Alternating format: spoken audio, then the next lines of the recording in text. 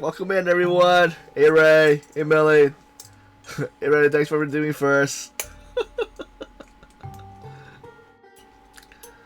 So you don't have to do the tea time thing since I already made some tea. So I will show you the new garments. Let's see, what's it? Reverse 1999 and Discovery Channel did a collab. So let me check. Oh.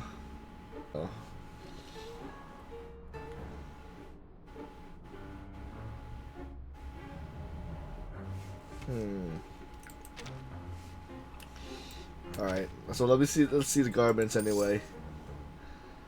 Garments. So this is Tooth Fairy's new costume. So far she has I forget. Let's see. Let's see something first. Let's see.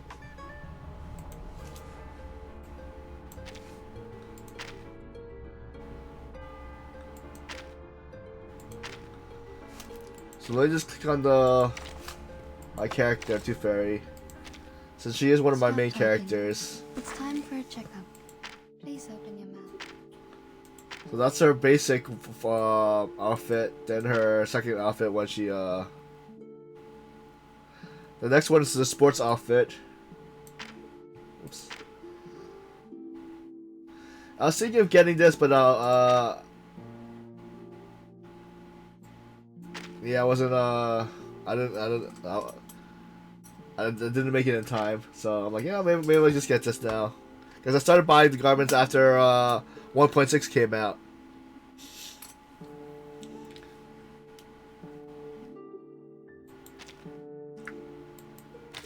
Because when 1.6 came out, I bought his costume. Because originally he's like almost like Knights of the Round. So then I just bought, since it's like, you know, the theme was like in the like almost like Asian town.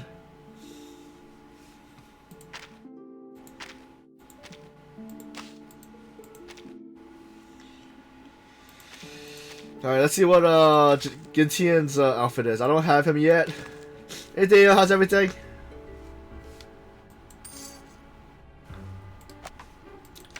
So Gintian's outfit is this one. This looks kind of neat also.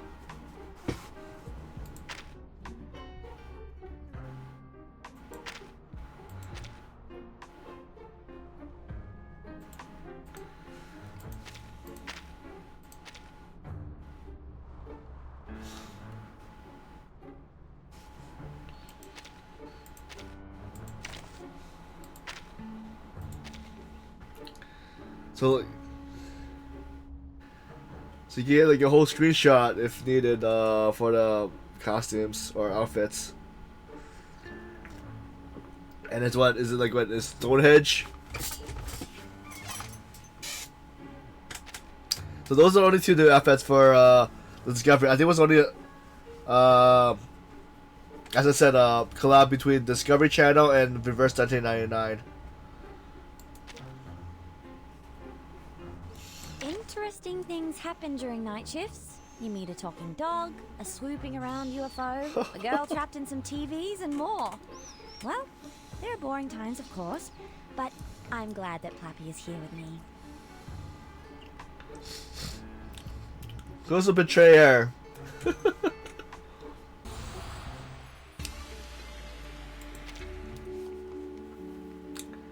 Alright, let's start the story. On the 1000th night, a scroll on the Golden Gate Bridge, a respite of the sea in Manchester.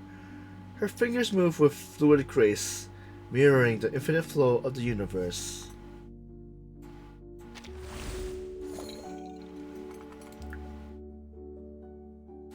The bonfire party.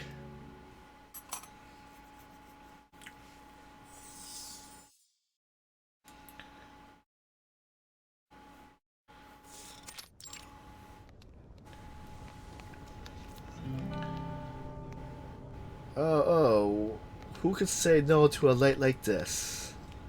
It sounded like the bellowing of a yak emerged from behind the flickering campfire. A circle forms the flames. Cooper, the healer, and Melch, the predator, nestles in some cushions. They exchange a knowing glance. Careful, Mitch. Eduardo gonna crush your crate if he sits on it, and he'll take Mercuri down with him when he falls.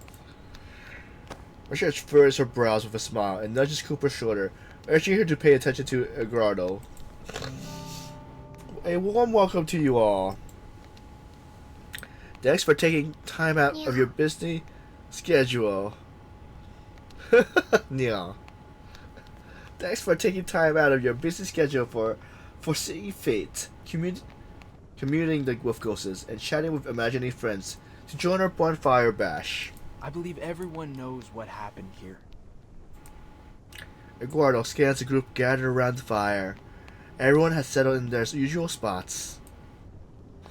The conspicuous emptiness of certain seats is a stark reminder of their absence. Mosh, Cooper, I'm so glad you're still with us. Mosh stands up with a nod, while Cooper blushes behind her swaying skirts. It's been nearly a month since our last get-together. Thanks to our torn, bleeding thugs. Oh, their bodies. They don't deserve my word. Eduardo waves his hands, as though to banish the discomfort from his thoughts. Because of them, we lost many dear friends. Some gaze wistfully into the distance, only to lower their eyes in regret before refocusing on Eduardo. Not only that, but they try to turn us into their zombies. I can't thank our dear Mercuri and Jay enough for helping us dodge that bullet. It's thanks to them that we can even be here around the bonfire again. Eduardo starts to pluck on the guitar in his hands, gently playing a series of mononistic yet potent tones. To part with friends is to fracture the soul, but life rolls on, and the New Age market will continue to welcome new faces. Its freedom and substance will never change.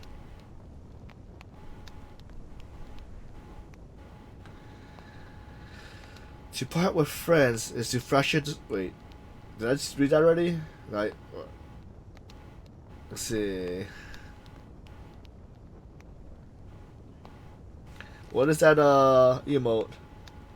Oh, confused mouth. To part with friends is to fracture the soul, but life rolls on. And the New Age market will continue to welcome new faces. Its freedom and acceptance will never change. Let us make this gathering a song for a brighter tomorrow, and pay our highest respect to Mercuri and Jay.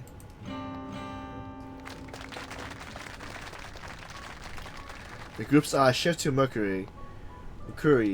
Eduardo's bulky frame makes her look even more petite. She is swarmed with applause and a few calls for a speech. No, there's no need. Her composed and delicate voice fails to dampen the fever of the crowd, as the applause and acclamation persists. Eduardo segues the music into a second phase. We also extend our appreciation to Mr. Ledger. He graciously taken over Jay's role now, and he's off with the Foundation, keeping us safe from San Fran.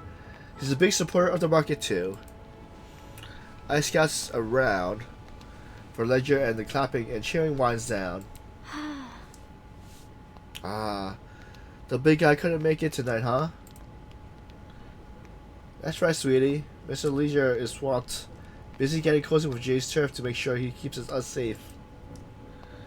He did ask me to send his best, though. Say, he hopes tonight's a blast. The group's inner room seems to lift as they catch each other's eye, affirmed by each other's presence. But this serenade interlude is fleeting. Oops, sorry. Who's this, Gio? A timid voice comes from behind. Excuse me, coming through. Oh, sorry.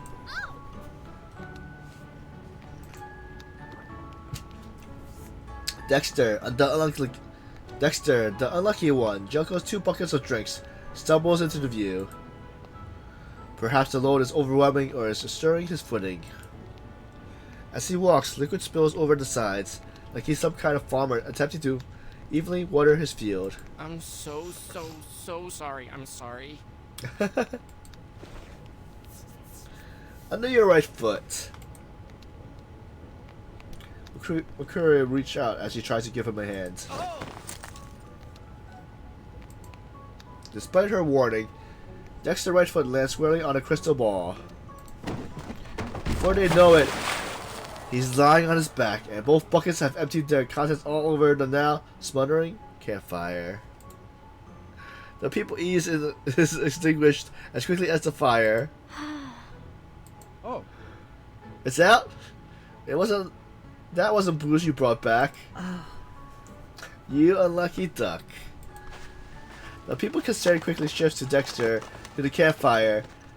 They peer at the blackened wood. Oh. Oh, I must have grabbed the wrong.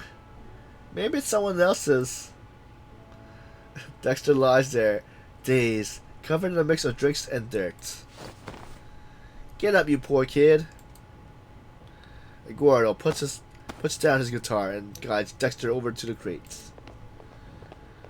Cooper and Mach gets up to look for dry wood, and those who are doused in the drink returns to their stalls to get changed. Everyone moves to adapt that it's clear that they've done this many times.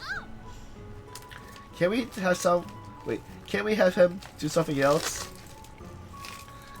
Phoebe's voice emanates from the tent. You forgot. Last time he set the fire, he nearly burned the whole bucket down. Marjorie responds loudly. And remember the time before that, when he sent those invites to the Society of Supreme Rationality? They got out compasses, of all things, to hunt for spirits. Energy field, lodestone. Those are all just smoke and mirrors, totally unscientific. Eduardo mimics their discerned tone. In the silence that follow, Dexter can hear the hums and sighs of the people. Oh, I'm really sorry. He dots his forehead with his palm. I swear, I was paying like 102,000% attention. But Karina, maybe you could do another purification ritual for me? But Karina was still sitting, has already prepared the white sage, the smoke spirit lazily in the air, revealing her gaze. Please. Come.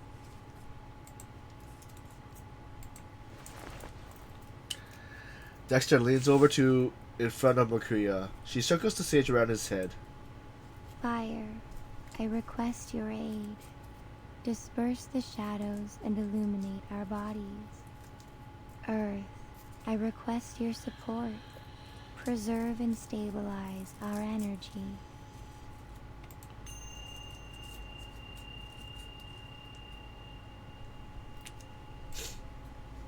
A particular Seren's energy emanates from Mercuri. It gradually intensifies as the rhythm and harmony synchronized with the breath of everyone at the camp. She chants in a low tone while the sage quietly burns. No. Fear not its arrival nor its influence, for it merely exists. Phoebe returns. Her hair is still wet, while Cooper and March reconstructs the woodpile. One by one, they reconvene in the plaza, collectively enveloped by Mercuri's aura of tranquility. It shall dissipate, taking away your burdens and impurities. From now on, your mind shall be clear, your feet shall be free, and none shall haunt you by any means.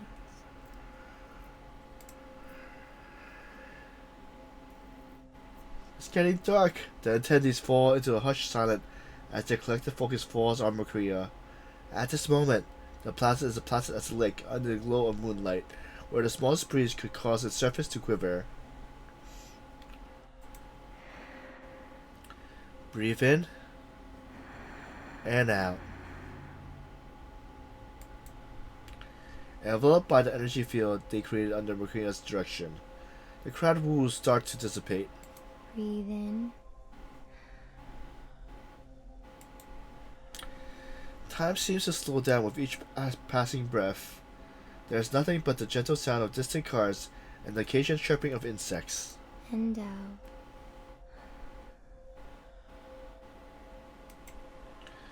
The bundle of white sage are almost burnt out, marking the end of the ceremony. Do not wander any longer. Feel your feet firmly on the ground. Descend, awaken, and swiftly return to the shore.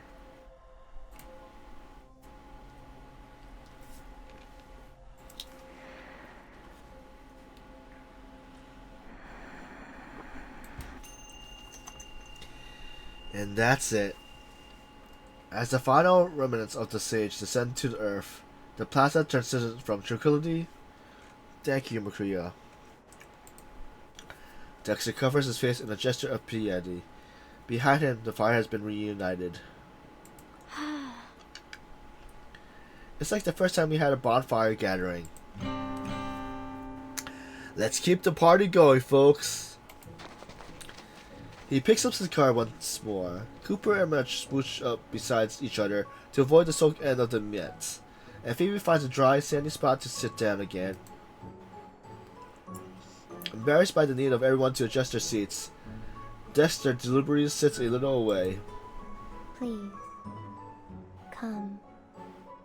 You're welcome to come closer, Dexter. Oh, Yeah, come on. Have you forgotten, Dex? The shindig's for you two. Dexter gets up, shuffles closer to the fire, then drops back down. It's cool, Dex. You've been jinxed for so long that we're all used to it by now. Yeah, you haven't sold any of your exorcism lessons in like 8 months. I'm getting used to that too. That too. A ripple of laughter spreads among the crowd.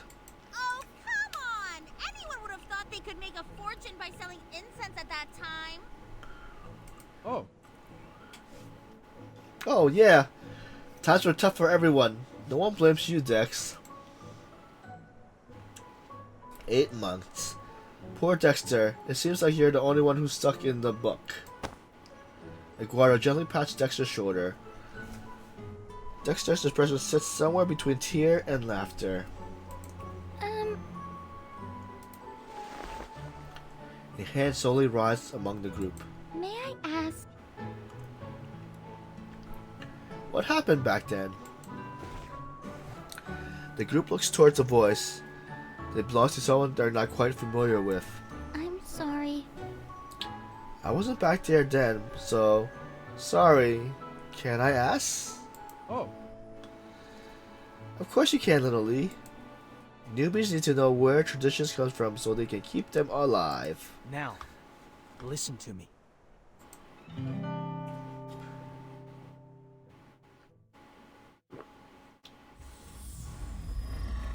To be continued.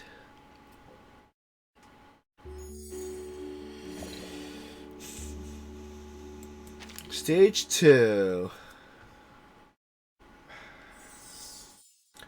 The stone picking game.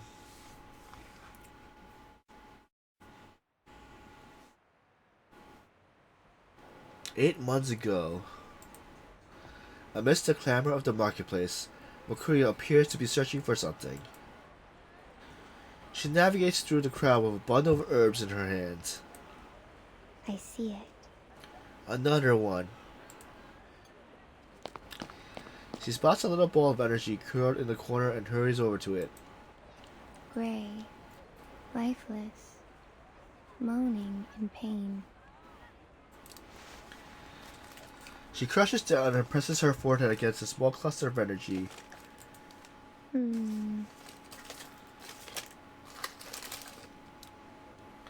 Mother.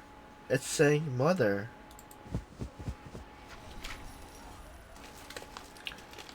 With a flick of her finger, Mercuri disperses the energy. It slowly reassembles. Footsteps approach from behind her. Huh? Aren't you the new girl at the market? What are you Um, Huh? The woman's shadow cast over Mercuria's own. Mercuria turns and gazes upwards, her eyes narrowed. In the sunlight, her hair appears singed, dry, and rebellious. Her facial figures are distinguished dramatic, making her romantic attire seem almost like a costume. Having gained Mercuria's attention, the woman turns her head to the side and shouts. Yo, Beyonce! Wait, Bianca. Get over here! Bianca, the tarot reader, is sitting at the nearby open-air bar, savoring a glass of tequila. What? She responds with equal volume. There's a girl here, or am I tripping again? No. Bianca glances at Mercuria and brusquely spits out a slice of lemon she's been chewing on. Just let her squat there and watch the ants, man. I'm not feeling well these days. I'm always dizzy, like someone's whispering in my ear and won't stop. Bianca sets down her glass and walks over to Soraya, rubbing her palms. Always pulling jokers when I'm playing cards, even though I swear I took them out, you know. Did you finish the meds Phoebe gave you? You're always so over the top. You think Mach and Cooper got the same bug as me? You felt any weird vibes lately? Well... Bianca pulls out a deck of tarot cards, shuffles them and draws 3. Wheel of Fortune, 4 of Coins, Page of Coins.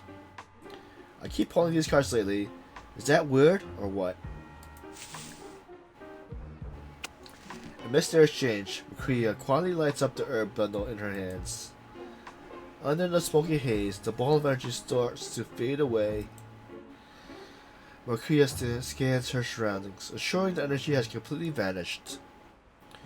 She swiftly locates some that have included the capture. I see it. Mercuria extends her hands and lightly taps the hem of Soraya's skirt. Whoops, thanks. Must have picked up some dirt when I was supposed to pay attention. Oh. Yeah, maybe your costume got caught on something. $10 and I'll lay out your spread. This ain't some costume, it's my meal ticket. Folks always trust a gypsy with their readings. Soraya gently caressed her cuffs, as if suddenly recalling something. Besides, I can do my own reading, Bianca. Amidst her dispute, Mercuria has already trotted away.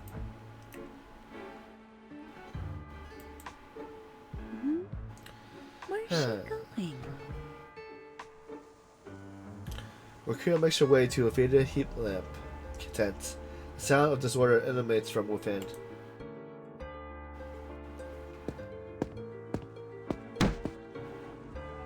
Hey!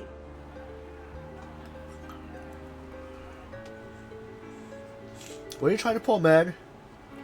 I came for lotto numbers, not alphabet soup. Dexter is attending to a visible irate man. He seems resigned to absorbing the full brunt of this complaint. Look! You hit me with 6 letters, Dexter. Bring it down for me, will ya? Please. Well, it's like this.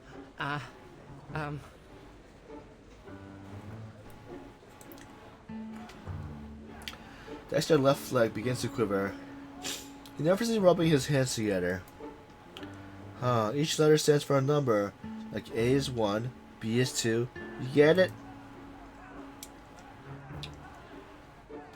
And what about the other 24 numbers? What? The other 24... The customer hits the table so hard that the basket on top of it goes flying into the air. Dexter recoiled during the furious storm. Enough! Large numbers go from 1 to 50, you moron. I ain't paying for all this crap. With a final slap on the table, he departs.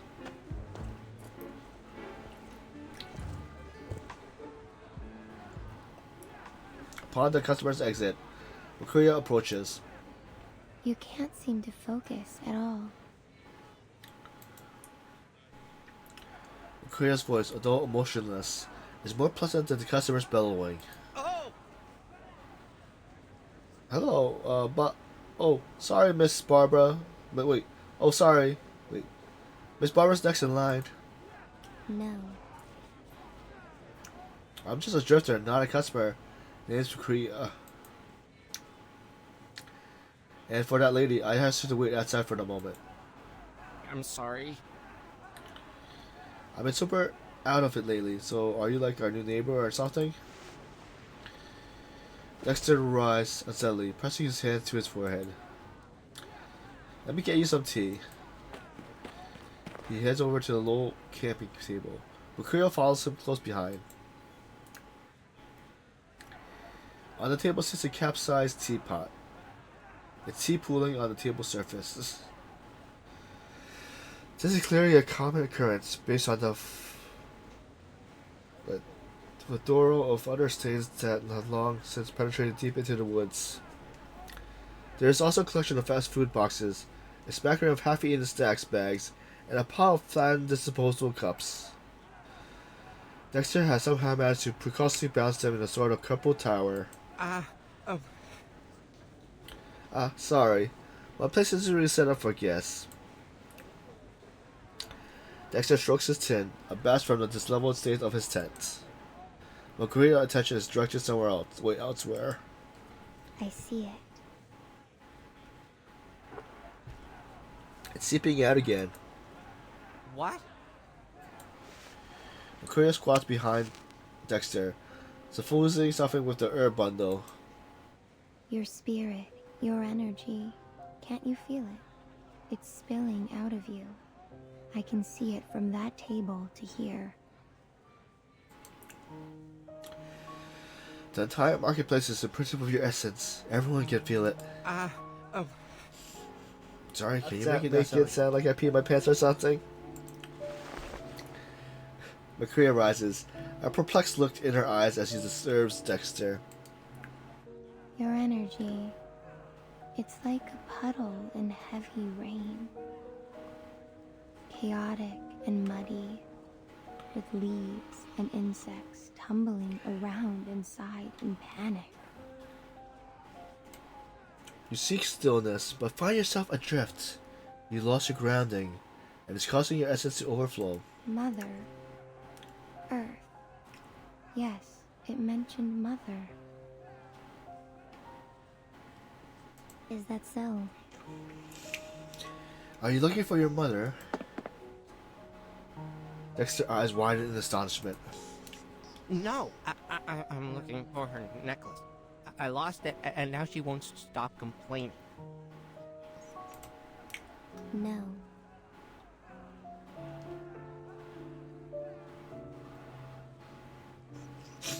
It's not your mother, it's you. What? Me? You need rest. You're putting too much pressure on yourself. All you're worrying about that necklace is causing your energy to leak right out. You haven't noticed it, but I've seen them, the formless children scattered around, all fixated on the necklace.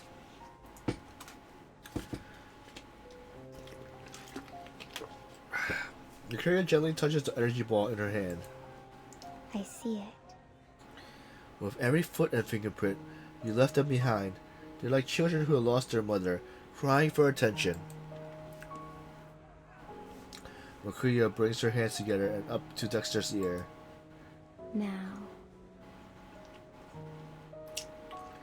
The whole market can hear their cries. Dexter shivers. It seems he heard something. Oh. Dexter, bewildered yet graceful, softly pushes Mercuri's hands away. You hit on something.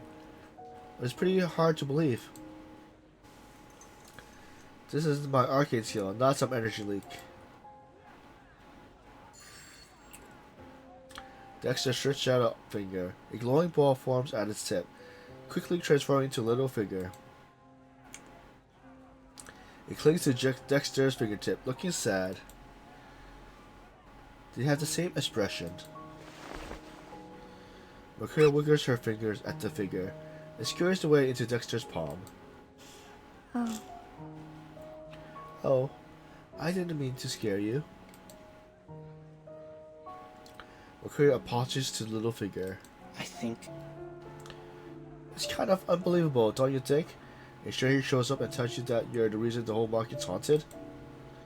What's your angle? Why are you coming to me like this? You want me to pay for the damages? no. No, I'm here to invite you to the healing ritual. Aha! He caught on to her now. So that's your scheme, huh? Talk crazy about people, get them confused, then hit them with the old, I got the solution. Ha! You almost had me fooled. Mercuria doesn't argue. She just looks into Dexter's eyes, as calm as ever. Listen to yourself. Listen to your heart. She lifts her hand, placing her palm on Dexter's cheek. I won't deceive you.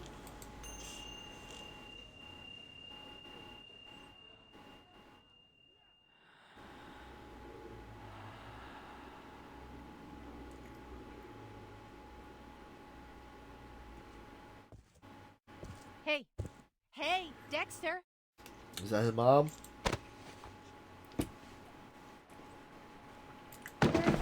Oh! Whoa, whoa, Mercuria. The girl from earlier. She left a while ago. How come you're sleeping so soundly? I'm sorry.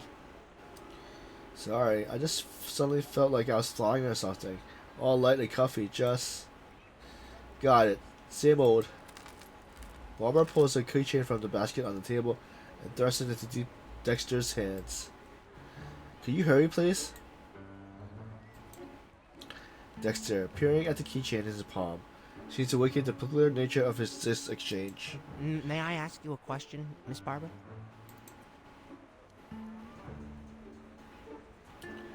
Why do you keep touching the keychains wait, why do you keep buying the keychains I touched? They're just giveaways. What? This isn't part of your cursed service? Please take this special gift. I think you'll like it. Did I misunderstand?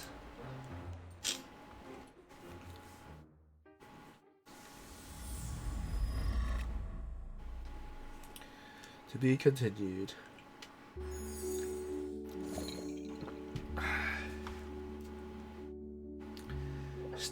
How many stages? Oh, this one has... Okay, so it's 8. Same, okay. Same as usual.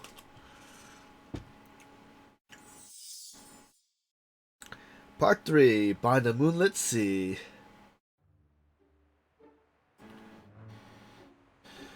I still think you're laying in on a little dick. Match patch Dexter's back. Signaling him to search faster. What?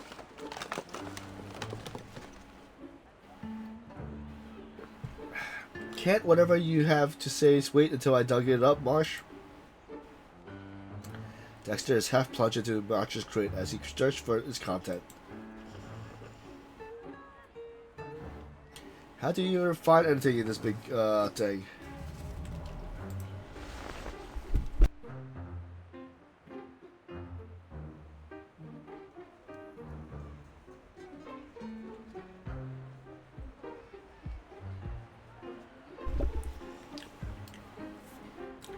Dexter stands up, his face black as if he just stuck it up. Wait, his face black as if he had just stuck it up the chimney. Whoa, you must have spilled my nightfall powder. I'll charge you for that. Matcha casually reaches into the crate and pulls out a brand new Ojra board. How Many have you broken this week? Oh, at this point, you should just get them wholesale. I can cut you a deal, you know. What were we just talking about? That girl, Mercuri. Oh yeah, I mean, come on. A stranger sees you for the first time and says, "You're flowing all over the market." Why should I believe her? And why are you taking her side? I thought we were buddies. But you felt a little better when she touched your face, didn't you? Dexter hesitates, eventually giving a reluctant nod. Alright, I admit, I did feel better.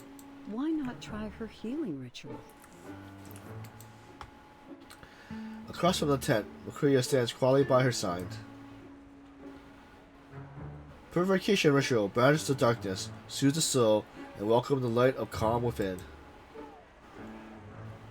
She plays a good game with her ad. Makes more sense than her usual chatter anyway. Oh, she's savvy for sure, knows how to fend for herself. But maybe not in a business sense. She's offering these rituals for free. Dexter glanced at Mosh, who was still looking over at Mercuri. Did you guys go to one of her rituals? How was it? Oh, that was good. A look of satisfaction spreads over Mosh's face as she recalls the ritual. The whispers in my ears are gone now, and the shadows in the corner of my eyes too. You gotta try it, Dex. Believe me. Dexter gives a non-commitment shake of his head. Listen, Dex, I don't think that is the strange stuff going on the market as Mercuri is doing. Oh, you're talking about me suspecting her of setting me up? Yeah. I'm pretty sure you already know that she's not doing anything that caused any harm, right? Dexter fiddles with the Ouija board in his hand. He flips it over several times. What if it really was me who made everyone uncomfortable? Maybe you feel better after Mercuri's purification ritual. Then you won't be, flowing everywhere or whatever. Dexter looks like he has got more to... Wait. Dexter looks like he has more to say, but he bites back. Oh, alright. I'll check it out then. Just hope he doesn't purify me out of existence. What are you so worried about? You can handle yourself. She gives Dexter a reassuring pat on the shoulder. By the way, you got enough extraction incense burning there? I can hardly see your face. Oh, Phoebe gave this to me. Didn't cost a dime, so it's no biggie. Alright. Dexter struts, leaves some cash and takes off.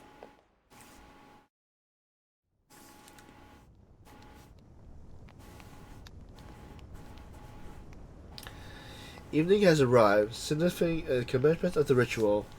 A crowd congregates in the plaza. Their collective focus is captured by the newly ignited bonfire. She's here. This phrase ripples from the front of the crowd to the back as everyone prepares their tools for the ritual. Everyone but Dexter. He hangs back at the edge of the group. Welcome to the healing ritual. Now, grab your white sage or crystal and let's get started. Everyone raised their implements, ready for the ritual. Forget to bring some. Here, share mine. Having noticed Dexter's vacant expression, the participant graciously gives him half of their sage. Oh, no one told me to bring any. Thanks. Don't mention it. It's free. Just over there. Dexter looks in the pointed out direction and sees a small stash. Besides it, the signs read white sage, white crystals. Was the sign there the whole time? I think so. You can't seem to focus at all.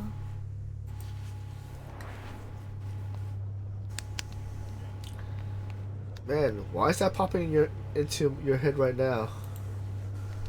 Dexter agitated mounts. What was that? The participant turns back to face him. No. Nothing. My bad. Thought I heard something. The participant turns away, edging a little further from Dexter. Now. If you have white sage, light it. If you have a white crystal, hold it up to the moonlight. Mercuria's voice drifts from the front, quiet but audible. Hey, got a light? Dexter taps the participant beside him. Nah, I got the crystal. Check with the dude on your right. I'm sorry. Sorry. My bad. I thought you were the one that gave me the white sage. They already moved on. Focus solely on the crystal in their hands. You can't seem to focus at all.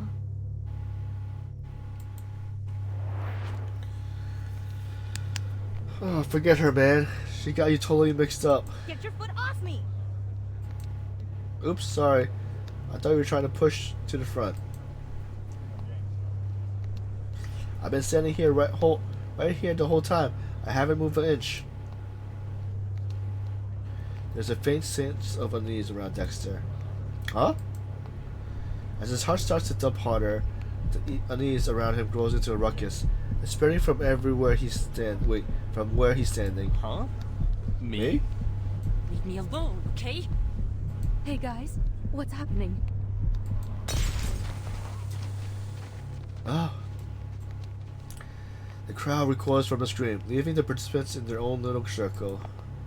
Having noticed the disturbance, Mercuri approaches. The kindled bundle of herbs leaves a trail of smoke as she walks. Oh, It's shattered, but it's still a fine piece of crystal.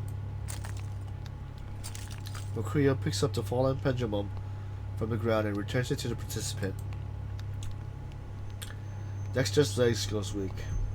She knows the truth. She knows I'm the one to blame. Yeah, that's him. I shouldn't have shared the herbs with him. You brought bad luck to the entire market and you're still bringing it now. Dexter backs away, trying to blend into the crowd. Mercuri spots him instantly. No. He backs away. This guy? He gave me a hard time. Even the inside of my lungs smell like incense now. Is he hearing things now? I have to redo my eyeliner every morning because of him. please calm down, Dexter. She comes closer, still holding the burning sage. Dexter can almost see the energy dissipating under her feet. Maybe he'll be the next to vanish. No. It wasn't me. This won't hurt you, Dexter. The crowd has already cleared the area of scattered spiritual energy around Dexter. He slips and falls to the ground. No. Dexter curls up as if it would allow him to bury underground to a place where Mercuri can't find him. But a cold hand brings his world back to quiet stillness. You're okay, Dexter. Mercuri raises her voice as she moves to guide the ritual participant. Please, calm down. Breathe in And out.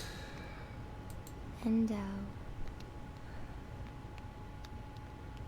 Now, feel my energy.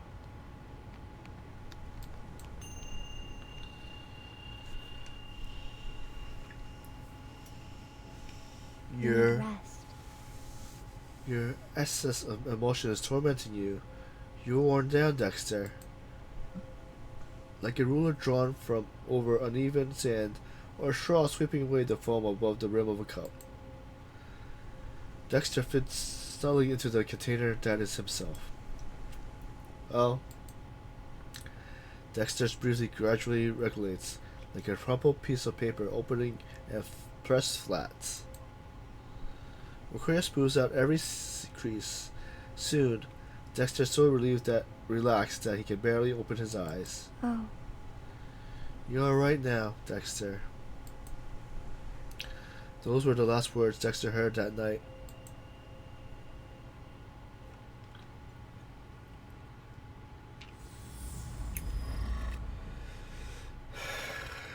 To be continued.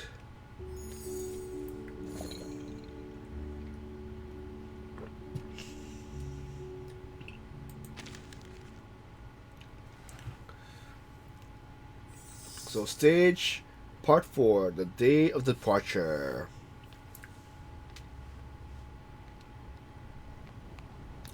Present day. Oh, The little aromatherapist perched on her toes, leaning over the sandy ground next to the bonfire. so So that's what this bonfire gathering is all about, a big time cleansing ritual. Before I joined the ritual, I'd never done a group meditation with this many people. I always feel like we're more connected afterwards. Cooper takes Masha's hand to their left and leads to her right. After about 7 or 8 rituals, it's all pretty much... Wait, we all pretty much been purified, so not many people come looking for a Mercuri anymore. There's just us, really, and a few meditation enthusiasts. It kind of turned into a little private thing. We grew to Edgar's guitar, tried Phoebe's latest mix, and sometimes tried to help Dexter figure things out. Like hooking him up with purifying tools. What have they given you? These? Dexter rolls up his left sleeve, revealing a number of jingling bracelets. Oh, there's the energy cleansing bracelet I gave you. And my wooden beads. Huh, let me think. Suddenly she gets an idea. Oh, horseshoes! Dexter parts his coat to reveal a belt adorned by not only horseshoe trinkets, but also several rabbit's feet. Lucky cards! Oh. Dexter lets his coat fall back into place. Where's the lucky cards that Rhea gave you? If you lost it, there's no getting a new one. She's long gone. I just didn't bring it with me. I keep it under my pillow so I don't lose it. Watch nods in agreement. maybe. I might have something I can give you too. She grabs a scented candle and sets it down next to Dexter. It will help you sleep. That's all we can do to help Dexter. Poor thing. I wish there was something else we could do. A hushed sense as everyone compliments how else to help him. Mosh quickly devised a solution. Well, we are missing someone from the market crowd. Someone who's never even spoken with Dexter. Who's that? Bianca.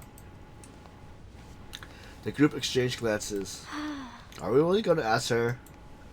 Bianca never's been to one of our bonfire gatherings, has she? Maybe she'll come up with something useful. But I haven't seen her talk to anyone since Rhea took off. Plus, her dad just showed up again. Oh. Lee claps her hands over her mouth. You mean the guy who's been banging on her trailer gas tank, hollering for booze money? That's him. He's probably ducked to avoid the hassle. She tends to vanish for a couple of days whenever he shows up. Let's not bother Bianca, then.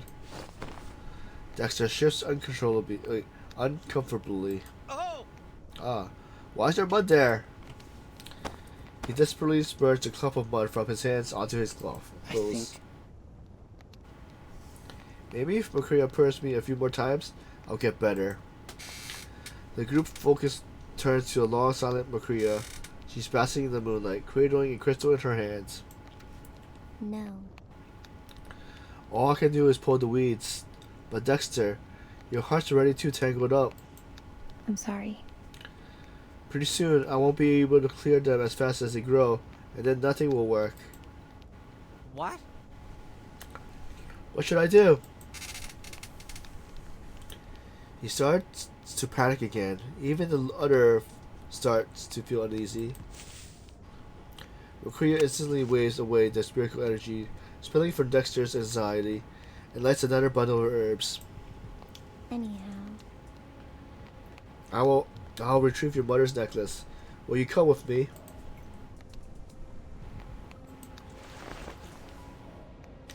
Dexter lowers his head, inhaling the smoke from the sage.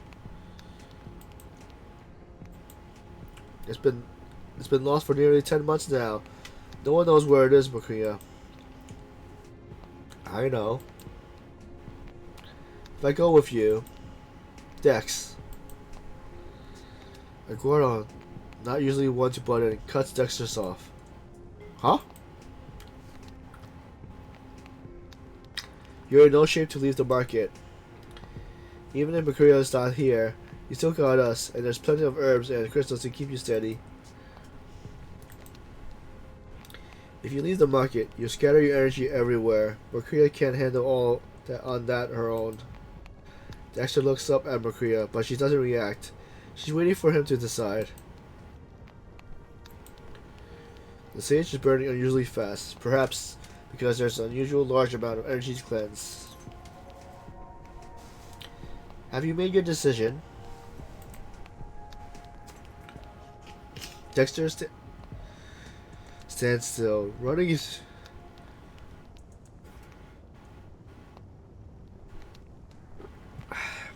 Dexter stands still, running his fingertips over the groove on the crate. I think I'd better stay. I see. I'll leave you some purifying circles and tools. Do your best to keep a peaceful heart while I'm gone. I'll set off first thing in the morning. But How are you gonna find it? We have no idea where he lost it in the first place. everyone nods in agreement. Mosh has voiced the question on everyone's mind. Mercuri closes her eyes. Slowly, her right hand raises, and her finger points. Her forehead gradually tilts in the same direction. If you let it go, you'll find it one day. When will you come back? Mercuri opens her eyes and looks at her companion by the fire. We'll meet again.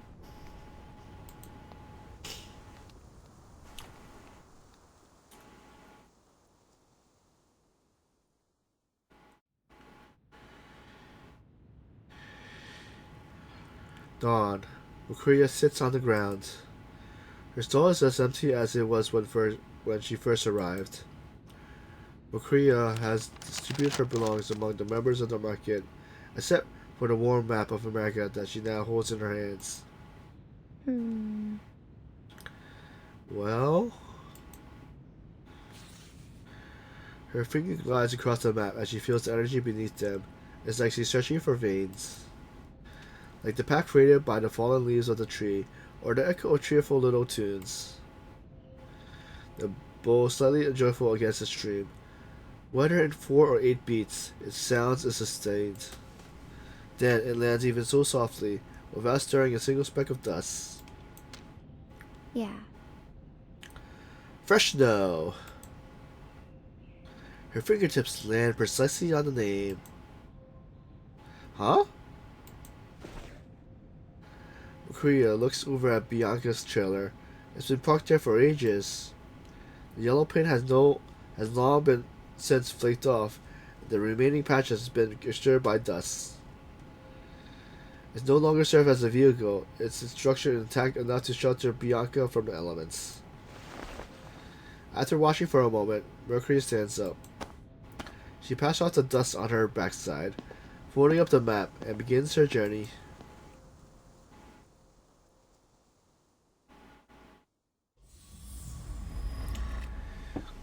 To be continued.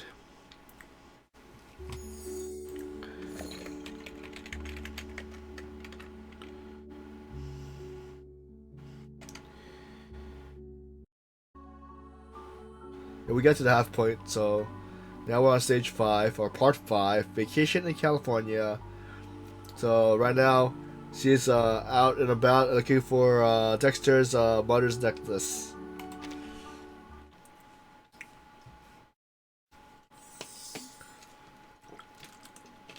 Vacation in California.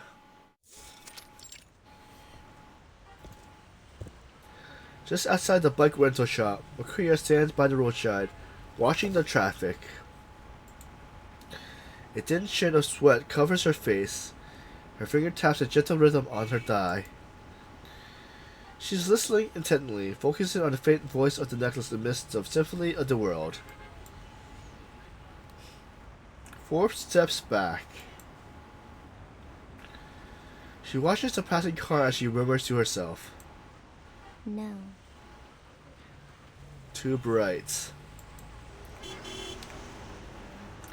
A car passes by. A bit much. She turns her attention to the next vehicle. No. Sounds like jazz, but not the kind I'm looking for. She shakes her head as the light turns green. Then she crosses the street. I see it. Northeast, like it's floating on a wave. Mercuri reaches out to feel the flow of energy, her steps quickening. Please, Harry, come. follow me. On these bustling streets, everyone knows their path. Harry, follow me.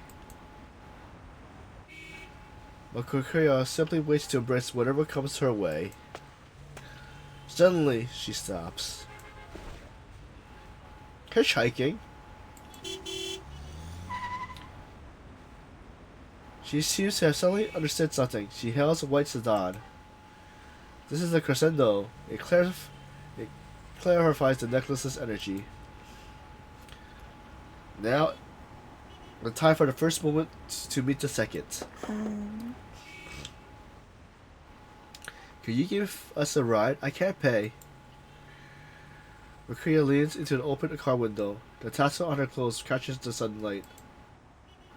Where are you headed? Fresh though.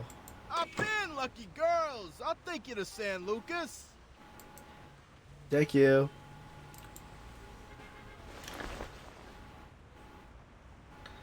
But Mercuri doesn't hop in. She turns back, searching for something.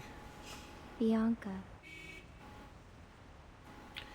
Bianca, come on. This is your only chance. Mercuri calls out into the crowd. A woman wrapped in a headscarf reluctantly emerges from behind a bus stop sign and enters as a stud.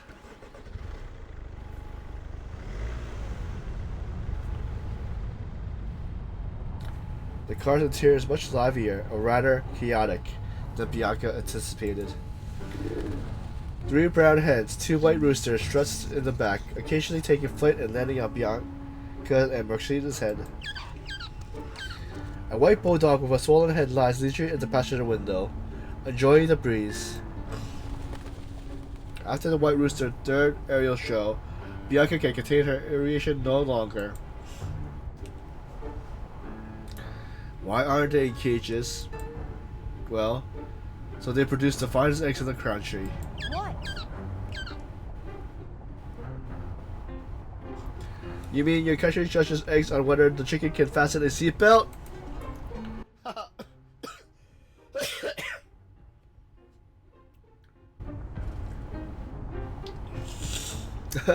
Of course not. It's just to keep them in a good mood.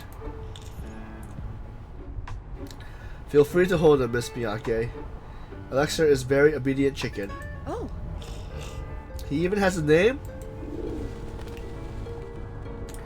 Bianca wails as Alexander lands on her head for the 4th time. Mercuri gently picks him up and places it on Bianca's lap. Alexander promptly settles down. Oh. Ah, that's pretty sweet. I forgot about your calming touch. No. it has nothing to do with me. He likes you. Ha! Good for you, Bianca. Bianca gives an awkward response, and the car quickly falls quiet. So. Bianca decides to voice the question that's been lingering in her mind. How long do you know I was here? Since last night.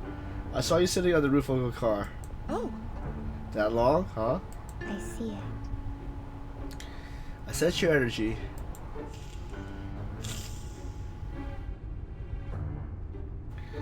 So you rented a bike and rode all the way to San Francisco to Solito just to mess with me? No. No, I was following the necklace's energy. The necklace's energy? Mercuri nods. So, was it the necklace energy that told you the best way to get to San Francisco to Fresno was to ride a book from San Francisco to Solito? Then catch a ride from Solito to Santa Luca? What will you do once you get to San Luca? Oh. You'll see when we get there. Oh. What about DC? Got any plans to go there? What? DC?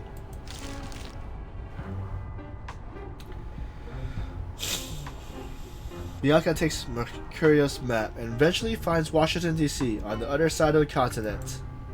Nope. No, we can't go there. She quickly rejects the idea. Maybe. So, Mercuria, when we get to San Luca, just take the bus to Fresno. I'll borrow the tickets, okay? I won't take more than a few hours. Why? Why? Because it's better than wandering aimlessly. What's your final destination? Fresno? No. That's where I'm going.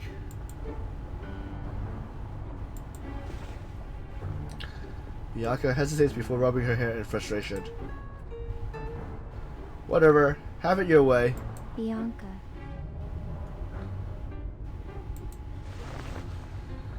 Mercuria leans forward to come face to face with Bianca. You've yearned for a journey like this, haven't you? Otherwise, you wouldn't have followed me. Mercuria's eyes shows no emotion. They're like shining glasses beads, reflecting Bianca's back to herself. You're reading me like a book, as always. Bianca waves her hand in resignation. Alright. I'll give it a shot.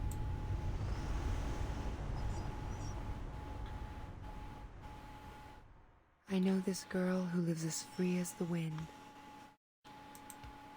She lands whenever she pleases and can take off at any time. Is it Lily?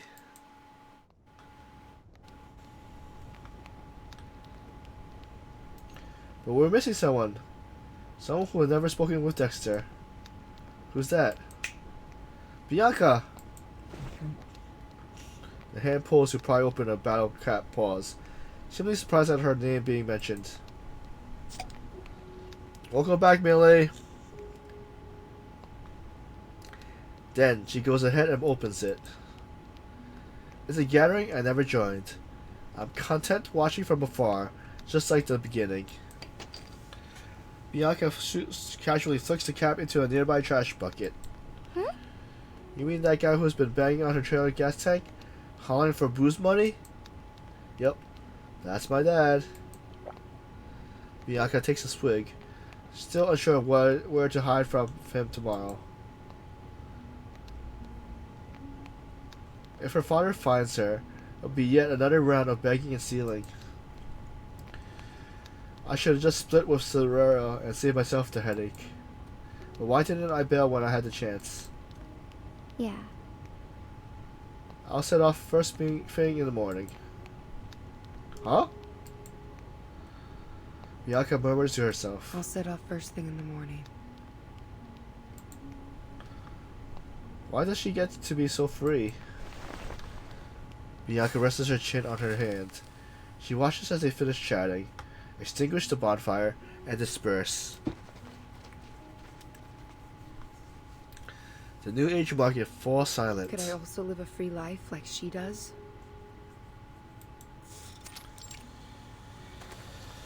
We arrived at St. Luca.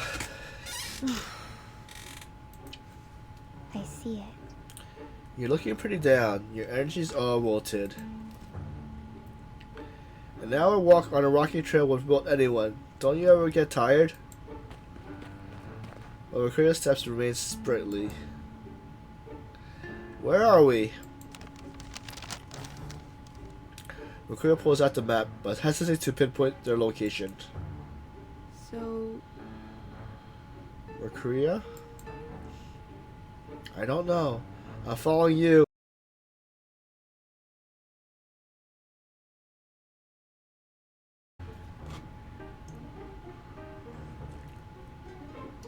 So reason I can't laugh or I'll be coughing. Yeah.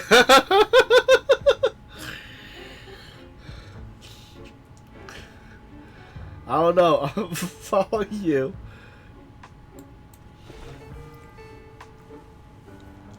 Bianca stops and looks around.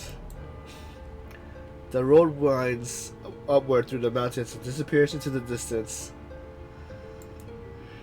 What? So what do we do now? Go back the way we came and catch a ride in town? Or keep going? Huh. It's up to you.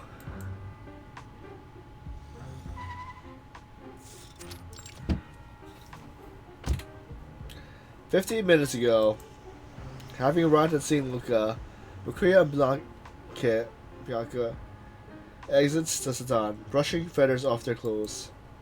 oh, That guy gave me an egg.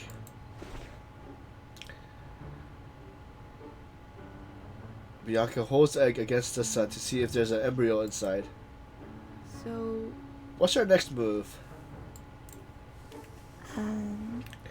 Where do you feel like going? maybe.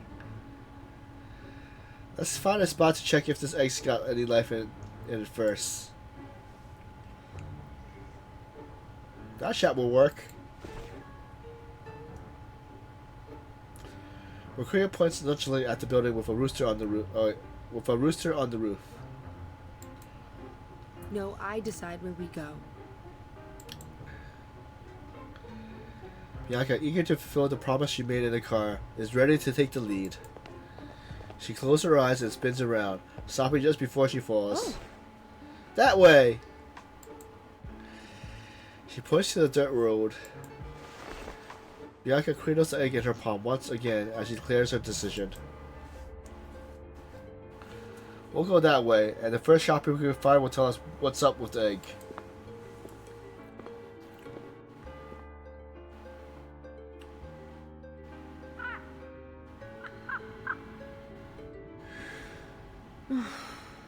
I'm not good at the spur of the moment stuff. Bianca leans forward, placing her hands on her knees as she tries to stretch her legs. What will you do in this kind of situation? Follow the energy. Energy this, energy that. Bianca plunged herself down to the ground.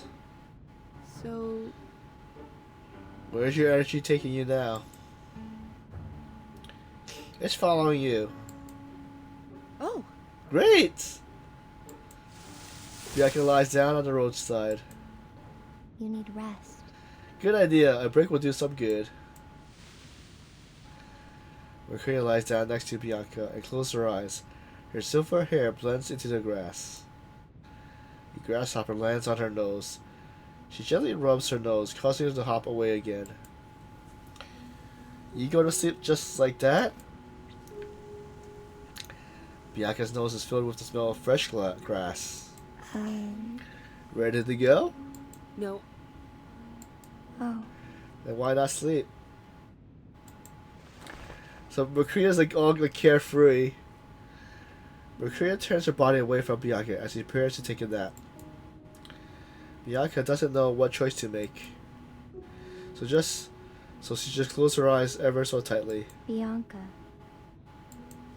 Huh? what an anxious way to sleep. For crying out loud, you're not even facing me. Bianca turns her back to Mercuria. no. I'm not sleeping, I'm thinking. The two remain silent. After a while, Bianca struggles as if trying to break free from something. Oh, She sits up and pulls out her tarot cards, but after a moment, she puts them back. so, Is this really how we're going to get to Fresno? Yeah, You sure we're not lost? Anyhow, We'll get there one way or another. Jeez. This sentiment drives Bianca to the brink of frustration. Seriously, how or when are we going to get there, huh? Then. Huh? The vagueness of a Mercuri's statement prompts too many questions. You can also choose to go back.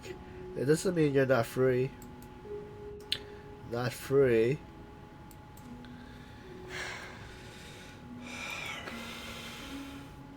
Bianca brushes her hair from her forehead. So, If it were up to you, would you keep going? Mercuri opens her eyes to look at Bianca. no. I wouldn't have chosen this path in the first place. It's your journey. However, But if it were up to me, I'd keep going into the unknown until something compels me to stop.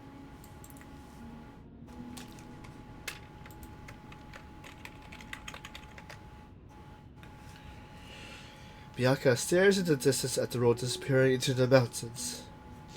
maybe. What if there's nothing beyond the mountains? Bianca points just past the furthest point in the path that she can see. If there's nothing there, we'll go back to town. Alright. Bianca pulls Mercuri to her feet, and together they return to the path.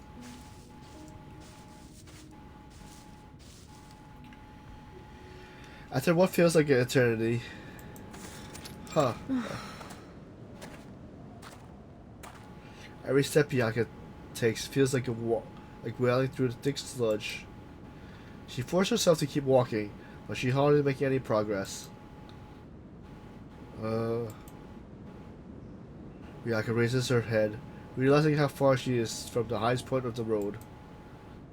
Mercuri, however, shows no sign of fatigue.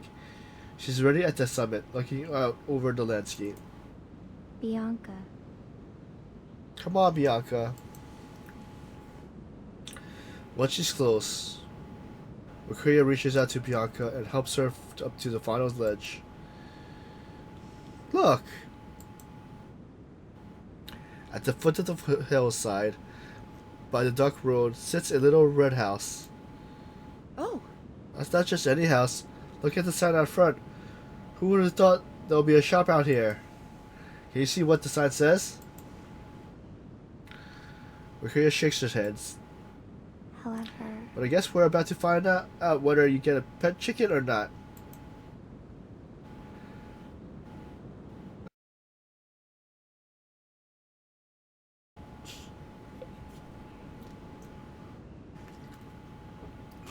I'm hoping more for a place to rest our feet. Or else my feet will be bleeding all over the place.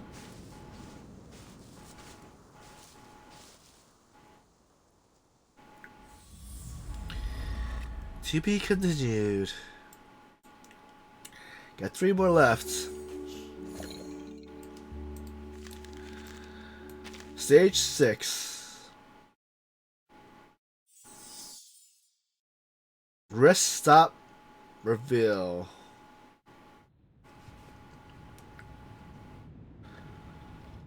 Trade for trade. Bianca reads the sign as she walks into the yard. There's an open sign hanging out on the door. Anyone home? She shades the glass on the shades the glass on the door with her hands in an attempt to see inside. You didn't drive here?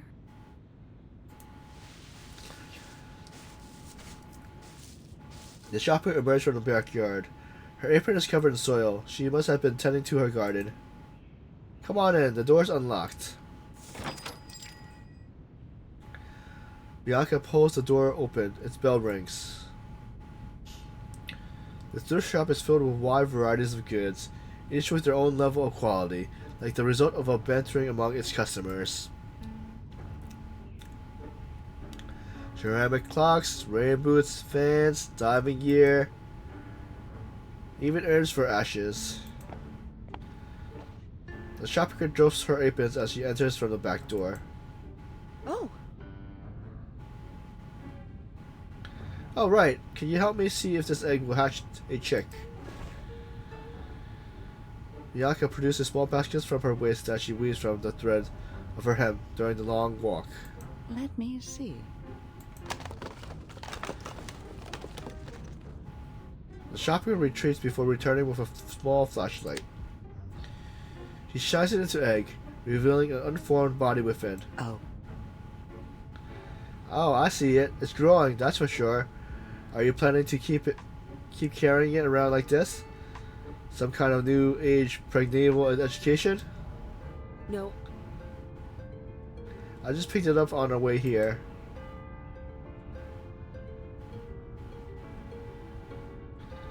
Better put it somewhere warm and safe soon. It won't hatch if it doesn't get the care it needs. Bianca carefully takes the eggs from the shopkeeper and puts it back in the basket.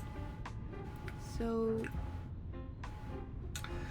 Why you open a shop all the way out here? You get many visitors? I get a few from time to time, but they always surprise me. Does this count as a surprise?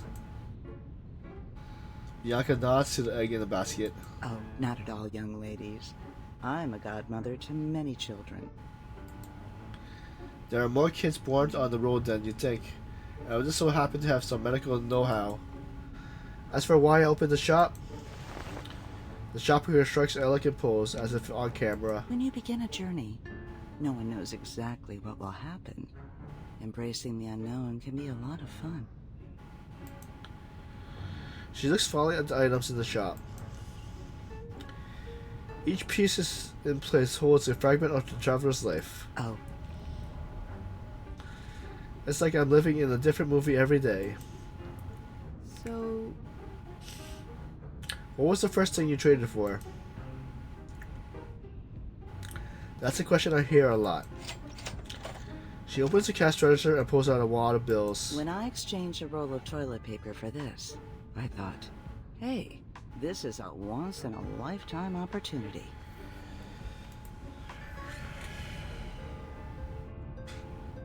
Oh, I thought it would be something a little more heartwarming. This is the real world, kid. And I'm not just about money. Have a look around. I never ask for much. She flicks on the overhead lights and the place lights up. so, You're not worried about trading for stuff nobody wants, like this microscope? Oh, Oh, well, someone might need that to examine the leaves up in the mountains. Everything has its uses, right? They all find their way in the end. I don't stress about it. Bianca scans the shelves. There are all kinds of oddities. Bianca, I think this suit you. A creative voice rings from the shelf near the shop entrance. What? A dress. Bianca follows the sound of Mercuri holding a gown from the shelf. It's a bold, vibrant red dress with a backless design that will make it wear the center of attention at any party. It's beautiful. oh, Yes, it's beautiful. Bianca takes the dress from Mercuri, draping it over her shoulder to see how it looks. But when would I wear it? I can't do tarot reading at the market in the evening gown. It's not really me. Bianca examines herself in the mirror, picturing herself dancing in the gown at the disco. It's a bit too much. With a hint of pity, Bianca hangs the dress back up. maybe. Let's look for something else. Oh, The shop. You find something you like? no. Not yet. Wait, this is. Bianca picks up a necklace from a shelf. The chain rusted, and the photo inside the locket is speckled with black spots. This is the necklace Dexter's been looking for.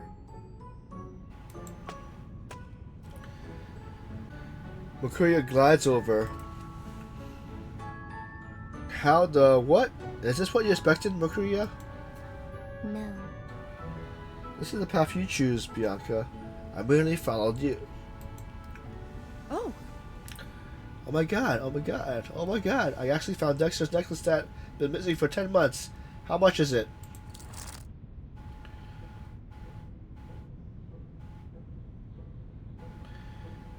Fully immersed in the joy of her discovery, Bianca quickly looks for the necklace price tag.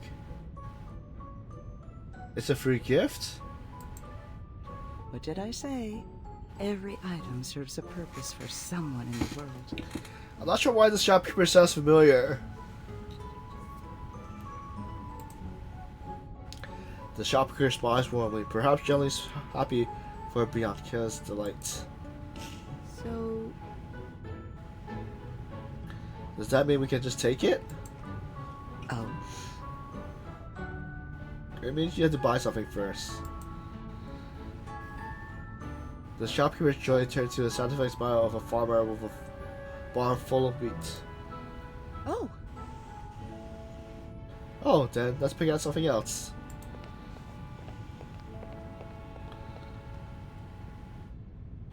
Bianca searches the shelves, looking for something that won't be too bothersome to take back with her.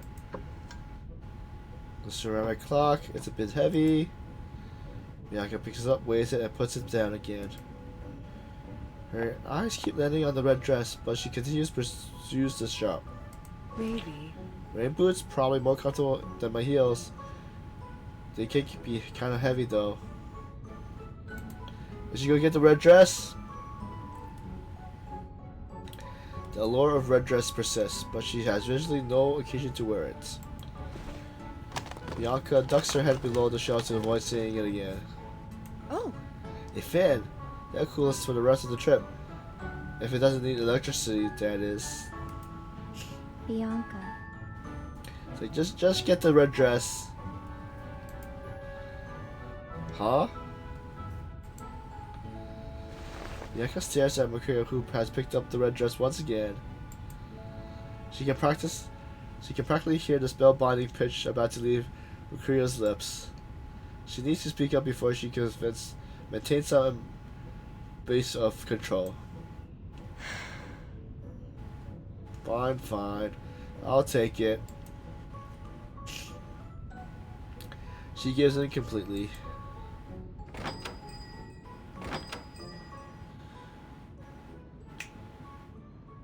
Just follow this road and you'll get to Freshnell quick. You might even be able to be able to hitch a ride. Thank you. The shop door swings open, and out steps Mercuri, and Bianca, wearing the red dress. This dress, Dexter's necklace, it's all kind of nuts. Bianca is still riding the double high of finding the necklace and getting the dress she wanted. Now.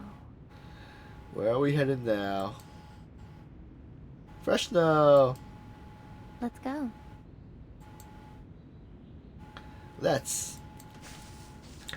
Bianca strides forward, the movement of her dress revealing a pair of glossy black rain boots. So she got rain boots also?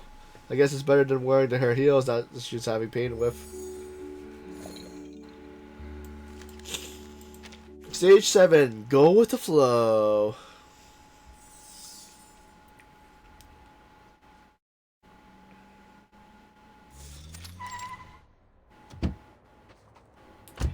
Thanks for the ride. See you. Bianca and Mercuri climbs out of the car. Happy weekend, ladies. Ew, Fresno, we finally made it.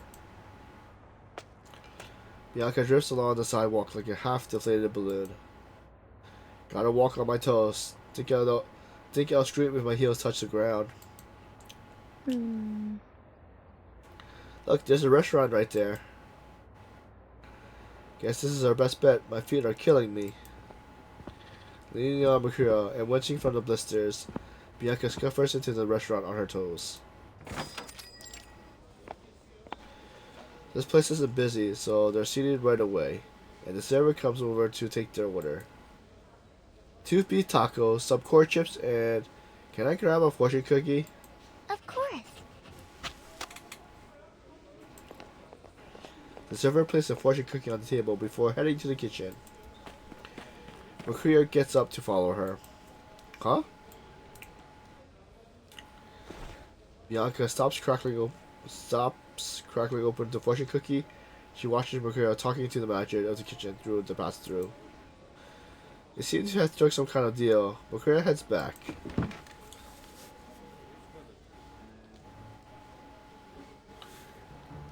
As soon as she sits, Bianca hits her with a fury of questions. You know each other?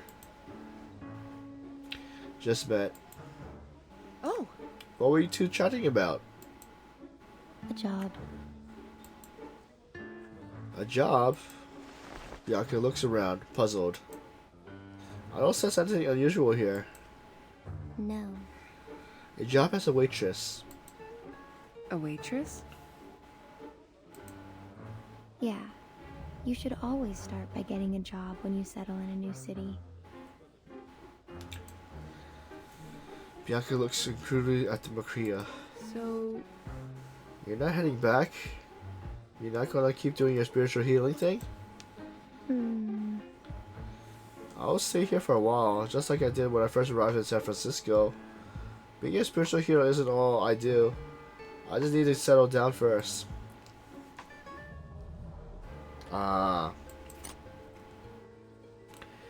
In her surprise, Bianca actually popped open the fortune cookie. You've already made up your mind?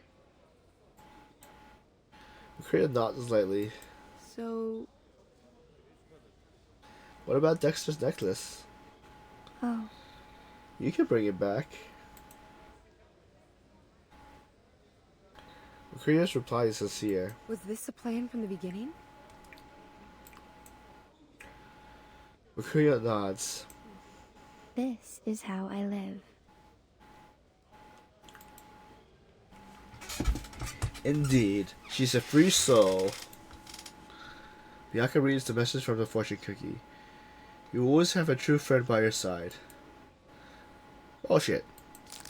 Bianca crumbles it into a ball. You did give away all your stuff before you left. I should have figured you wouldn't go back. But you will. Bianca wraps her finger around the cookie, pressing it lightly into her palm. True friends, what's Zura doing now, and in which city? Me? I don't think so. Why can't I be as free as Mercuri? Her grip tightens. Is that so? Why didn't I just leave back then? 'Cause I'm gonna do it. Yeah.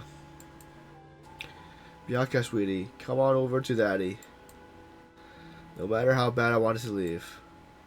When it was time to really hit the road, I just can't seem to take that step. But for Mercuri, it seems so easy. Yes, I'm sure. Crack.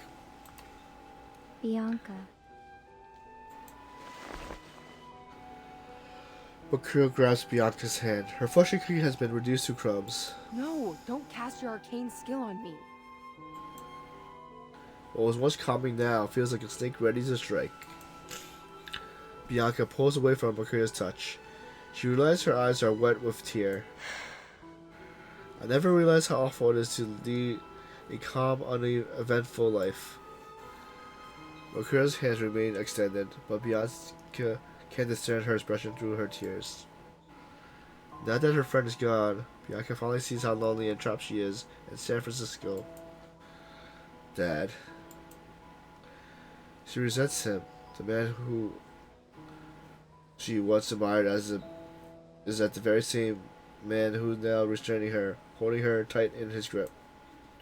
But that's not the only reason. Zura. Yeah, eventually you'll go back.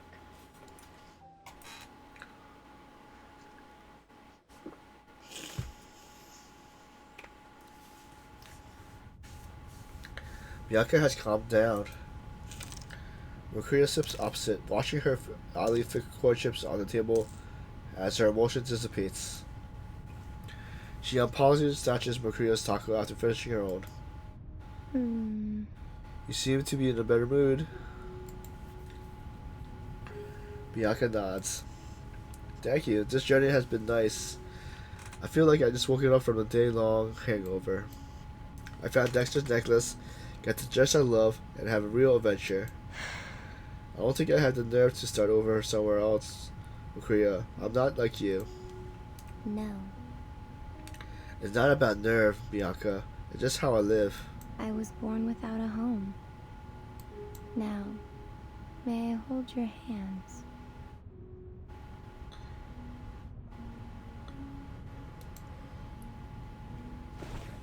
Mercuria's hand is still outreached. She sends at her. Bianca nods and places her hands in Mercuria's. But Bianca doesn't feel the familiar warmth in her soul. Mercuria is also simply holding her hand, not casting her arcane skill. Thank you for showing me that granting inner peace doesn't always help.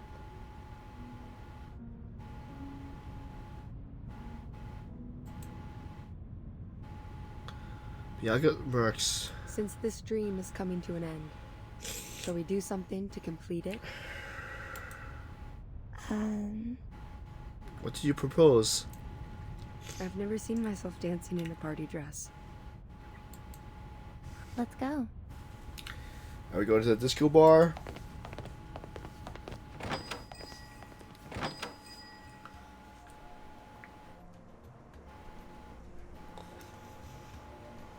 The two girls wander through fresh snow. They pause as music hits their ears. Hop on the express train.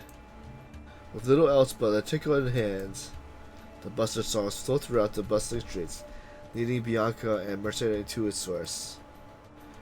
His lazy, raspy voice carries the miles as he travels. Hopped on the express train. Strumming his time-worn guitar, he lazily leans on a pile of cardboard and plastic bags.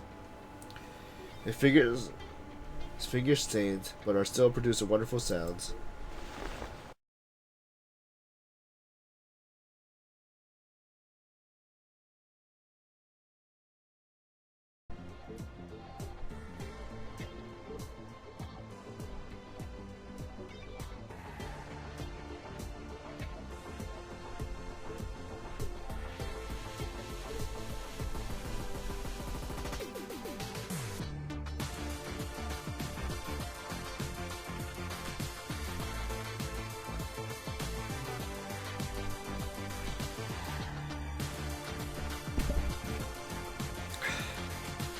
This will be the beautiful scene in fresco tonight. Two figures, one in red and one in silver, adoring the world around them and dancing out their zest of life. See you next time. See you next time. See you next time. See you next time.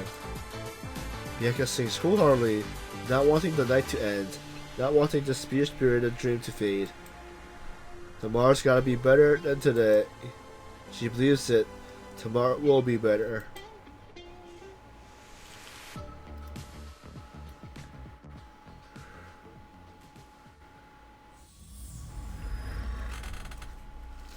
To be continued.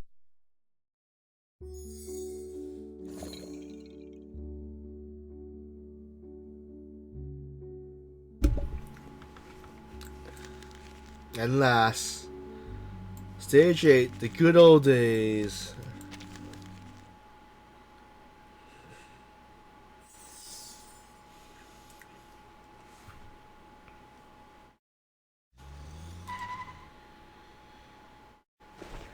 Hey, wake up. Hey!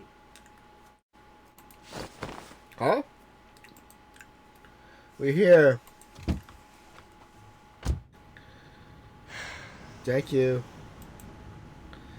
A night of wild dancing has left Bianca utterly exhausted.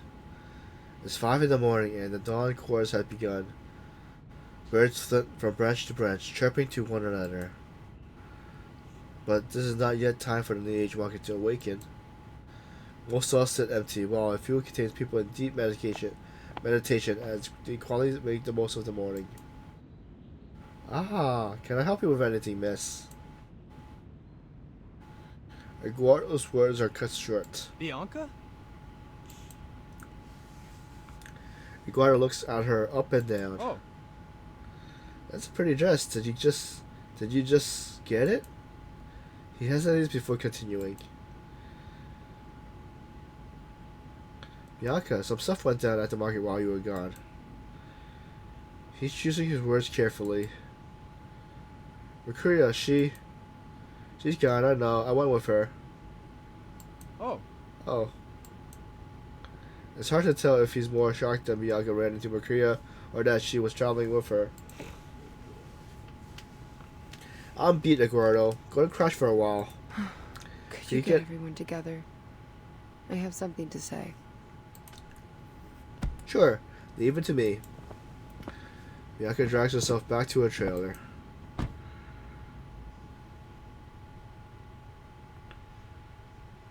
She falls into deep sleep.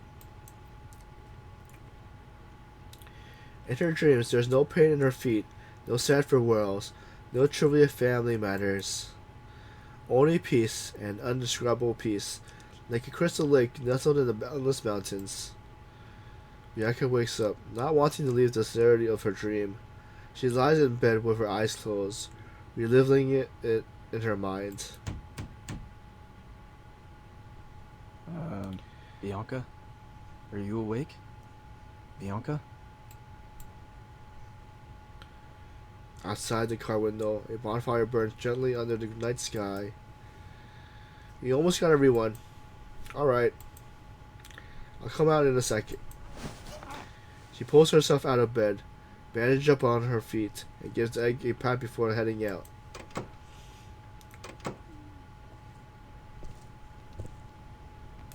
As soon as Bianca shows up, she's bombarded with questions. Oh. You went to freshen up with Mercuria? How's she doing? She's still looking for that necklace? Shh. Bianca takes the necklace out and passes it to Dexter. Oh! This is... Dexter opens the locket, touching the little photo he knows so well. It's back! It's back! He flings it around his neck.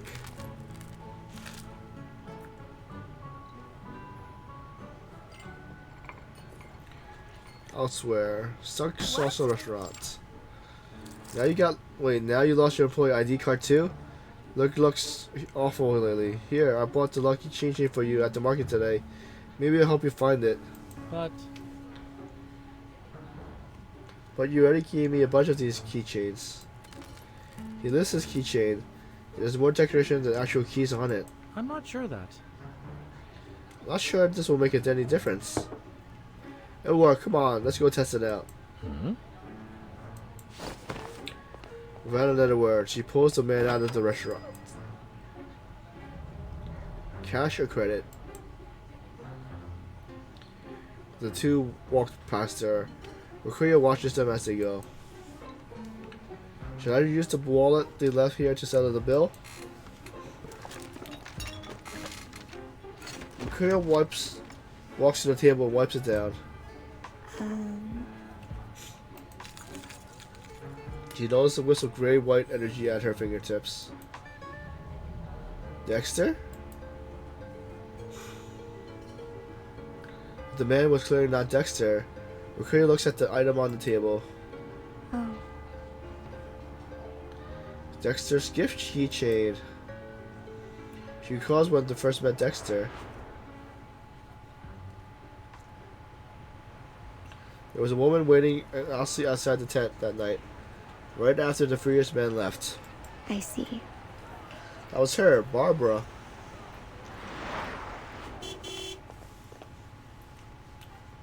Mercury peers out the restaurant window, watching the back of the two who just left. Barbara is hurriedly pulling the man to the other end of the streets, but the man seems to remember something. He stops her, searches himself, and insists they return to the restaurant. The energy at Mercuri's fingers dissipates. Looks like Dexter got his necklace. Oh. And the power's gone. Power's gone.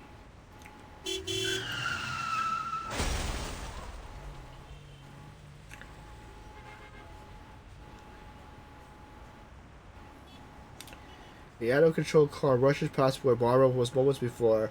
It veered off the road and collided with the wall. If it hadn't been for the man's return for the wallet, Barbara's fate would have been sealed. Perfect timing. Mercuri heads over to the phone. Barbara sits paralyzed with fear on the ground. The man helps her up and walks her back to the restaurant. Sorry. The man enters with Barbara. She's shaking like a leaf. Please. Can I get a hot chocolate? She's scared stiff. Barbara's eyes are wide. She stares firmly at her feet, horrified of what would have happened if she'd taken one more step. Alright. The man guides her back to her seat. Sirens blare in the streets. The blue lights of the police car illuminates the chaos of the figures outside. Mercuri brings a cup of hot chocolate to Barbara. Please, calm down. Just relax. You're safe now. Mercuri gently strokes Barbara's head. Under Mercuri's shooting touch, Barbara's breathing steadies, and her face loses its look of terror. Oh. Oh, a cadence with a healing skill. Mercuri gives him a nod. Oh. Did that car crash just burn through all my bad luck? The man trembles as he picks up his walking from the table, pulls out a business card, and hands it to Mercuri. May I ask? Have you heard of St. Pablo Foundation? We are in need of Arcanist healers. You would be a great use for us. To us.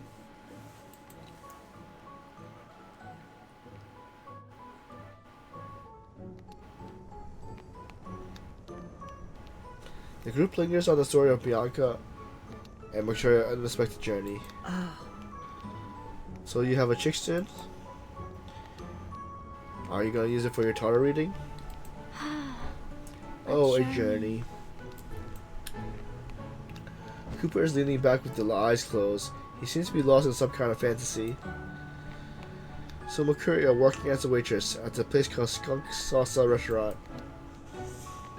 Yes. Dexter stands up suddenly, touching the necklace around his neck. I think...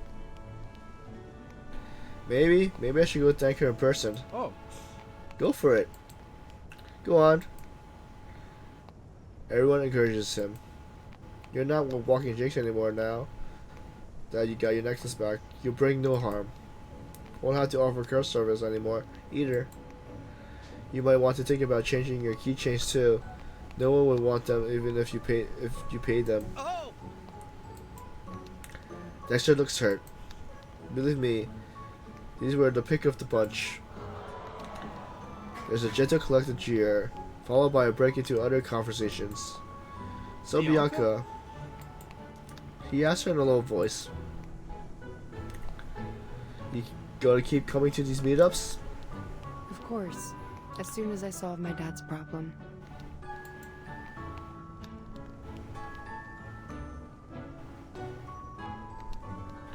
So how do you plan to do that?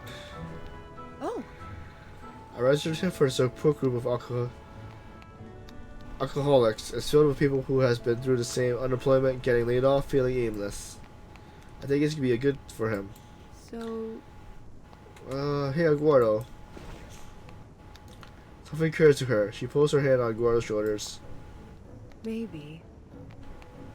We all know you're a good guy, and I don't mean to be any offense, but maybe, well, I was thinking. Yasa trying to choose her words carefully. Maybe. When they left, did Soraya tell you where they were going?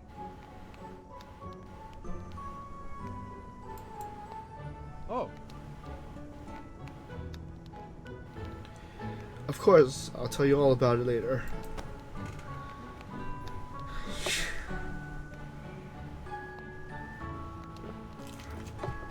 He gives Bianca a pat on the shoulder before going back to his guitar.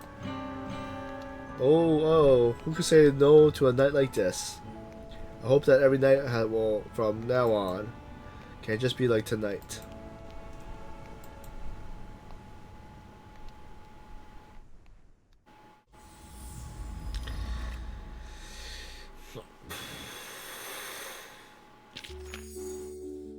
And that's the end of the story.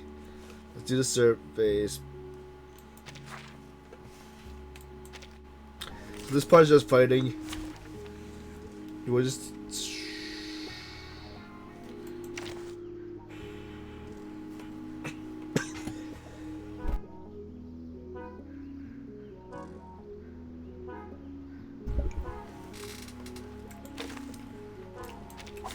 Program activated.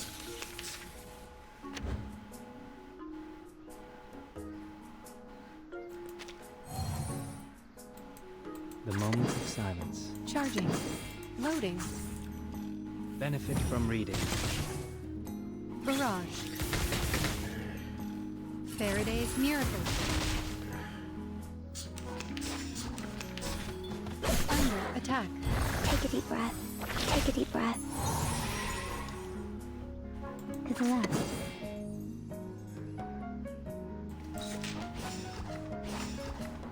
To the right. Regaining control of our body journey through the cosmos.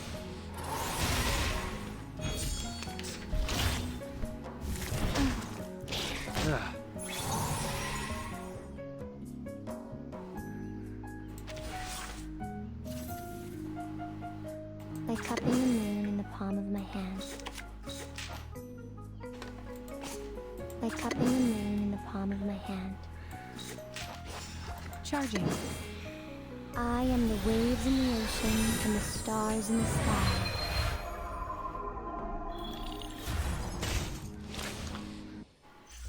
They are much naughtier than the Foundation's kids.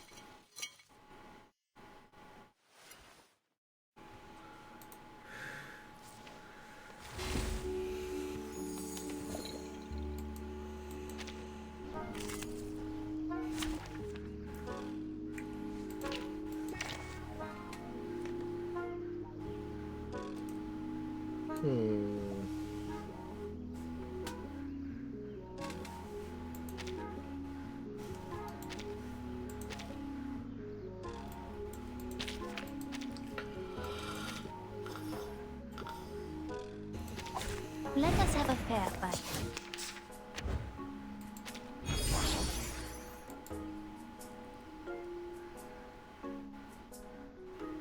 Oh, please. I know how to use it. To the right. A simple arcane trick. Oh, don't stare at it for too long. Journey through the cosmos. Bang, bang.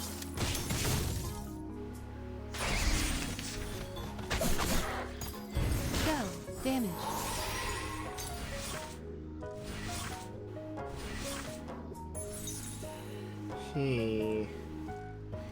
To the left. Time to pull out the expensive stuff. Allow me to double check the battery level. Regaining control of our bodies. Would you care to lie down? Eliminate target.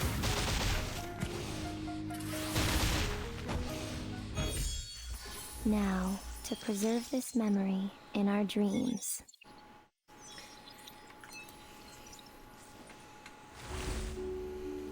Stage 2.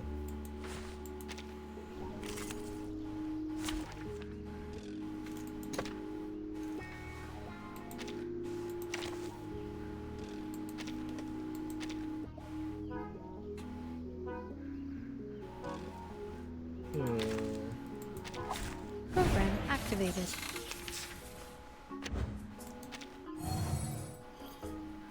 The moment of silence. Charging. Loading. The light that illuminates all. Target confirmed. Shell damaged. Under attack. Stay balanced.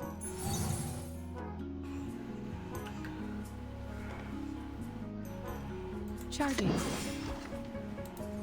Loading. Charging.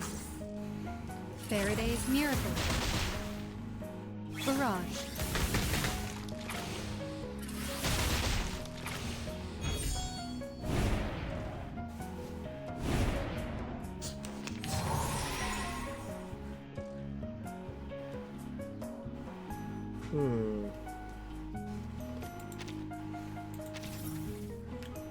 Circuits functioning properly. Charging. The moment of utterance. I, robot, child of science.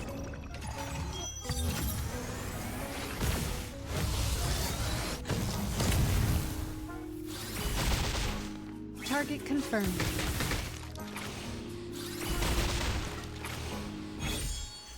And now to return to my long-term mission. Rest.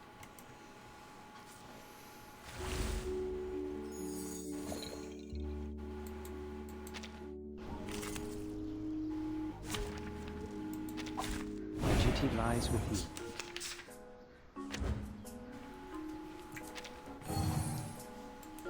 The moment of silence. Loading. Charging. Learn from silence. Eliminate target. Barrage.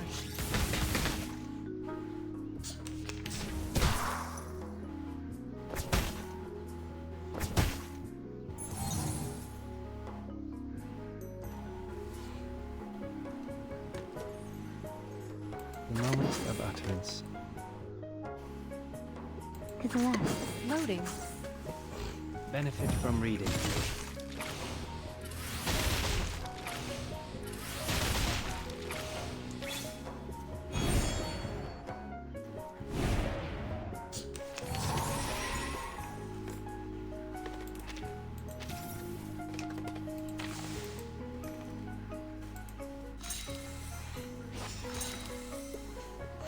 The moment of silence. Charging.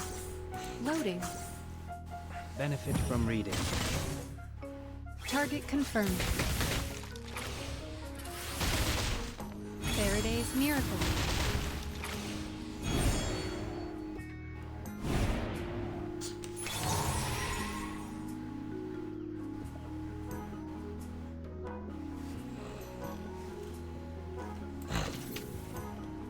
Circuits functioning properly. To the right. To the left. I, robot, child of science.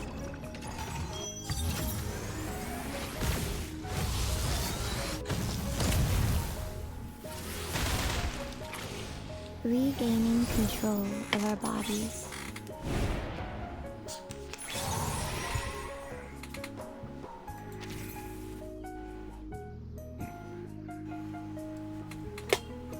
Like cupping the moon in the palm of my hand. Charging. I am the waves in the ocean and the stars in the sky.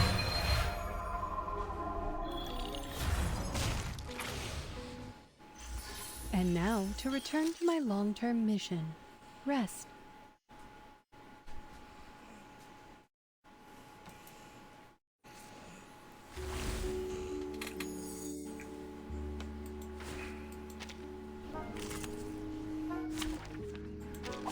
My duty lies with you.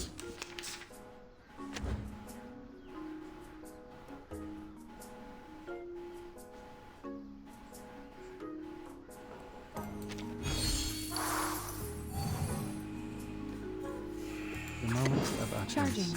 Loading. To the left. Benefit from reading. Faraday's miracle. Target confirmed. Look.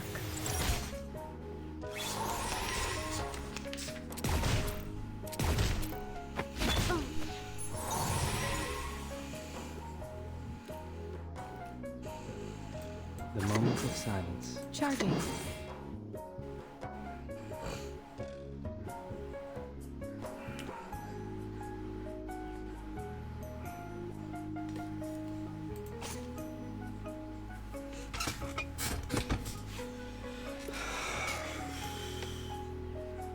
The moment of utterance.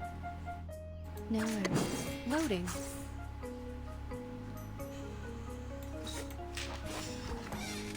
Benefit from reading.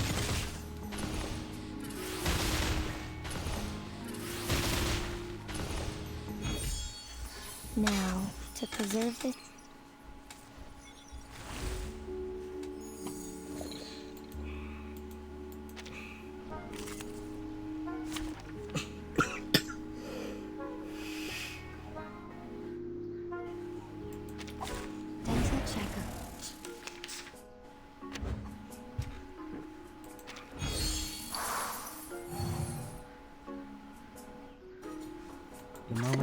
utterance. Loading. Charging. Benefit from reading. Target confirmed. The light that illuminates all.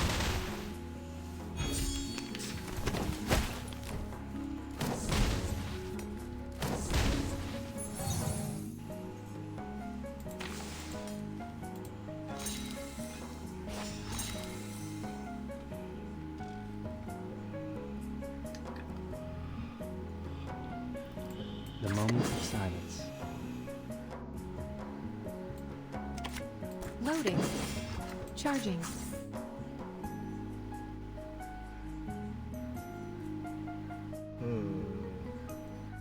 Loading. Learn from silence. Aim and shoot. Eliminate target.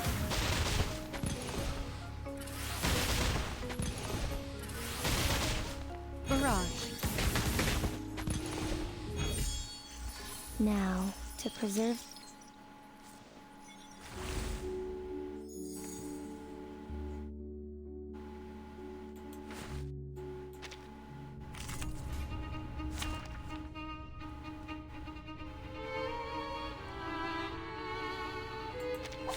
Program activated.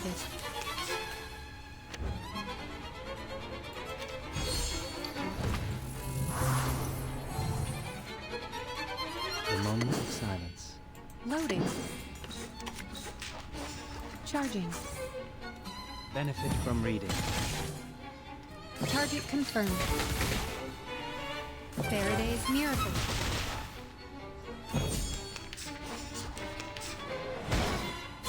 Stay balanced.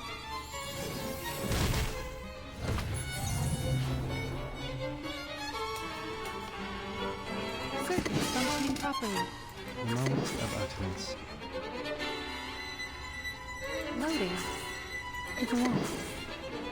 I, robot, child of science.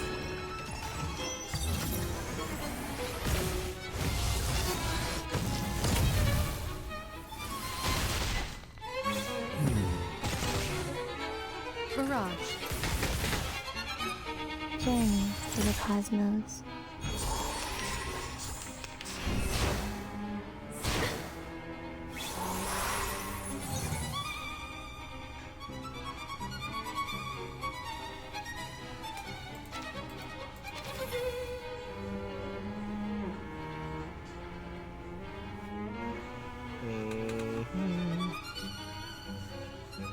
The left.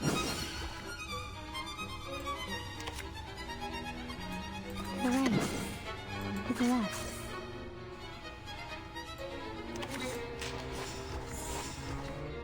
I smell the scent of mint oil. Listen. Look.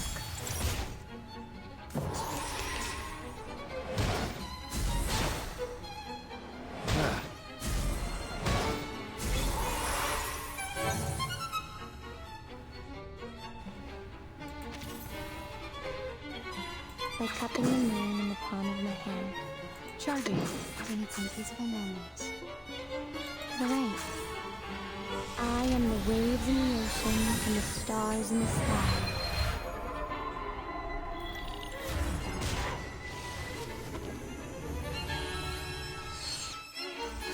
Victory secured. I should excuse myself. And last one. Then we'll check what rewards we got.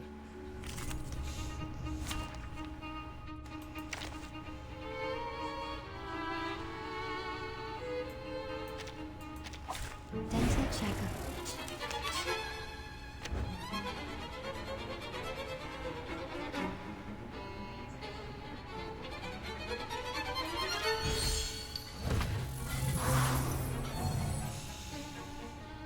The moment of silence. The right.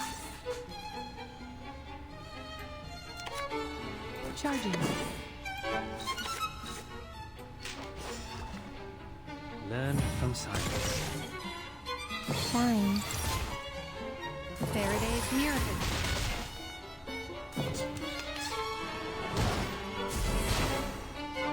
Stop.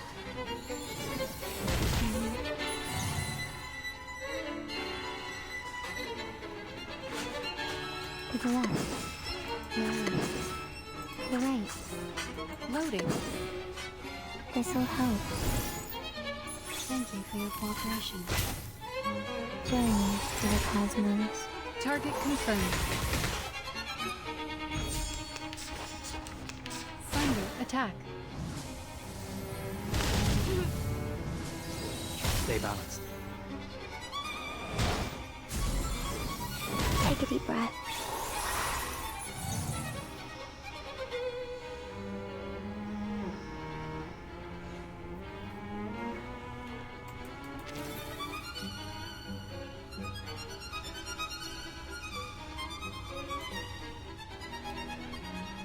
The moment of utterance. Charging. Relax.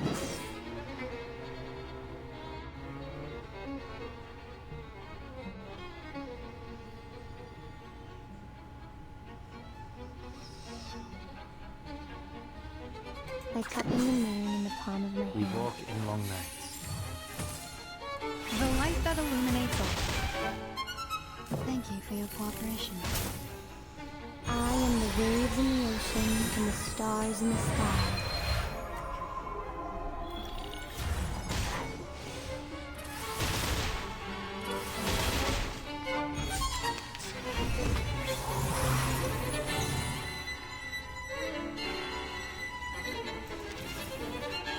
Circuits functioning properly. The right. Charging. I, robot, child of science.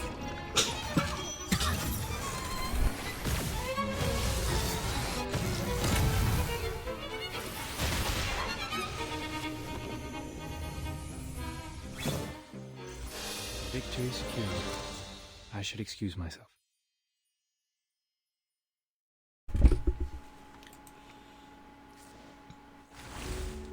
That's all 4 stages for the survey. Alright, 240 clear drops.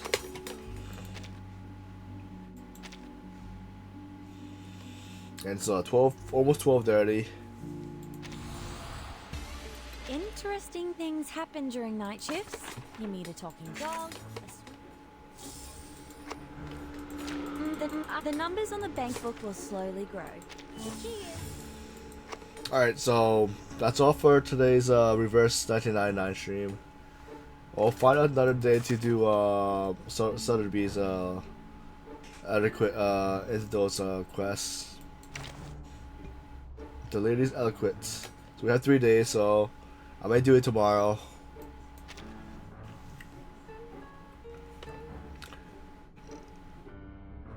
Alright.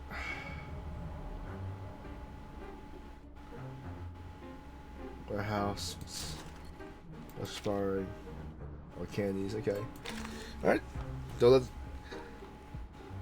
I would continue, but I think the later the night is getting, the more tired my voice is. And I'm like also coughing still.